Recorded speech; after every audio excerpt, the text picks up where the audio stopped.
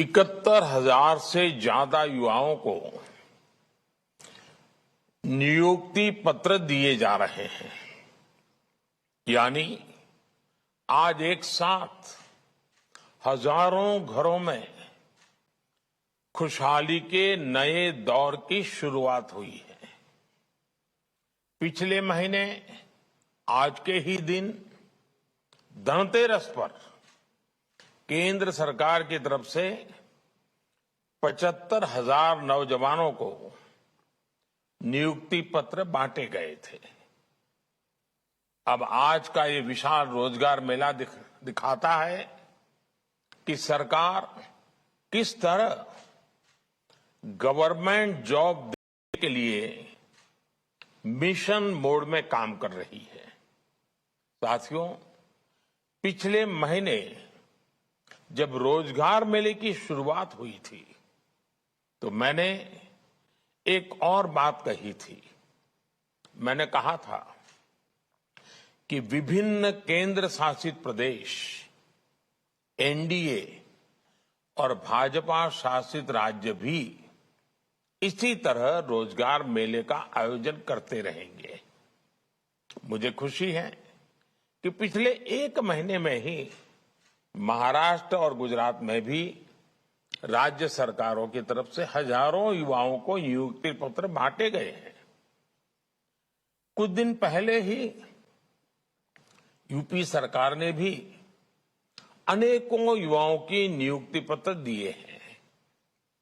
पिछले एक महीने में जम्मू कश्मीर, लद्दाख, अंडमान निकोबार द्वीप समूह, लक्षद्वीप, दादरा और नगर हवेली, दमन और दीव और चंडीगढ़ में भी रोजगार मेले आयोजित करके हजारों युवाओं को नौकरी दी गई है।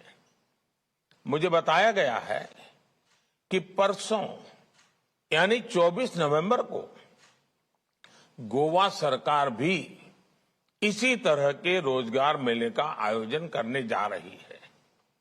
28 नवंबर को त्रिपुरा सरकार भी रोजगार मेले का आयोजन कर रही है। यही डबल इंजन की सरकार का डबल फायदा है। देश के युवाओं को रोजगार मेले के माध्यम से नियुक्ति पत्र देने का ये अभियान ऐसे ही अनवरत जारी रहेगा।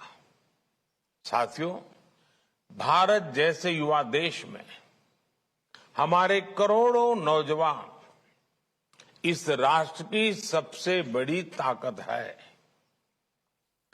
अपने युवाओं की प्रतिभा और उनकी ऊर्जा राष्ट्र निर्माण में ज्यादा से ज्यादा उपयोग में आए, इसे केंद्र सरकार सर्वोच्च प्राथमिकता दे रही है।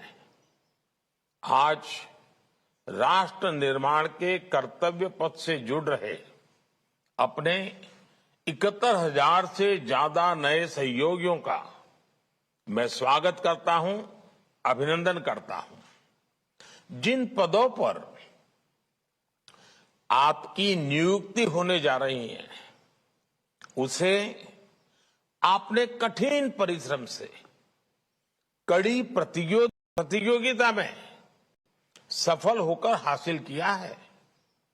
इसके लिए आपको और आपके परिवार को भी उतना ही हक है बधाई प्राप्त करने का।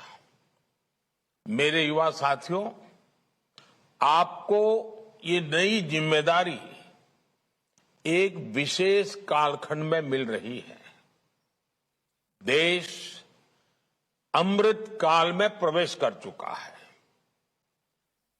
हम देशवासियों ने मिलकर इस अमृत काल में भारत को विकसित बनाने का प्रण लिया है।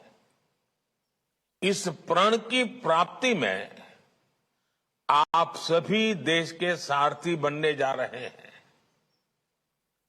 आप सभी जो नई जिम्मेदारी संभालने जा रहे हैं, मैं आप अन्य देशवासियों के सामने केंद्र सरकार के प्रतिनिधि के तौर पर नियुक्त होंगे एक प्रकार से। ऐसे में आपको एक और बात याद जरूर रखनी चाहिए, अपना कर्तव्य निभाने के लिए आपको अपनी भूमिका अच्छी तरह समझनी होगी। एक जनसेवक के तौर पर अपनी सेवाएं देने के लिए आपको अपनी क्षमता बढ़ाने, कैपेसिटी बिल्डिंग पर भी लगातार फोकस करना चाहिए। आज सरकार का प्रयास टेक्नोलॉजी की मदद से हर सरकारी कर्मचारी को बेहतर ट्रेनिंग की सुविधा देने का है। हाल ही में जो कर्मयोगी भारत टेक्नोलॉजी प्लेटफॉर्म लॉन्च हुआ है, उसमें कई तरह के ऑनलाइन कोर्सेज उपलब्ध हैं।